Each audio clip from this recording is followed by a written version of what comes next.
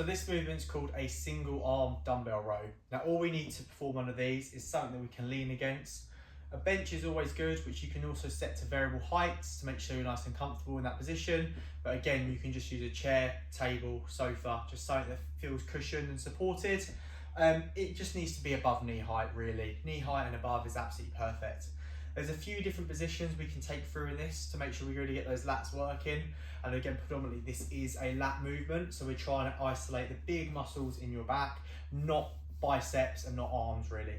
So what we're going to go through is on a nice low position, and we'll talk through some different foot positions which will work potentially better for you or worse for you, but it's all about playing around and finding the one that feels most comfortable. First things first, we'll start off with a nice simple setup.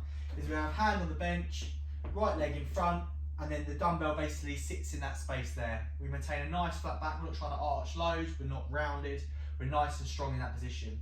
A little bit of weight in the front leg and in the arm, rowing up and back down. Now from that first initial movement, the shoulder blades travel back first, then the elbow, then the arm, then the dumbbell.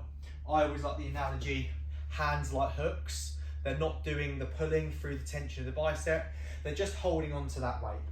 So again, through there, rowing up, nice, controlled, back down, letting it go through a full range of motion, pinching the shoulder blade back, getting those lats working, nice, controlled, trying to bring the dumbbell to the pocket. Now, if that doesn't feel comfortable, or you don't really feel like you're working the lats at all, there's two other positions we can go through. We can go through a neutral stance, where both feet are side by side, and we create a nice bit of space, and then we're rowing in that position, just like so.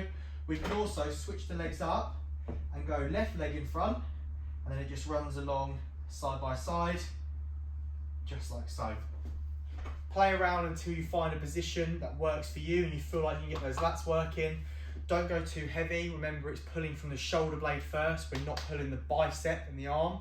It's that first movement is shoulder blade pulling back, and then dumbbell follows and pulls roughly to the hip.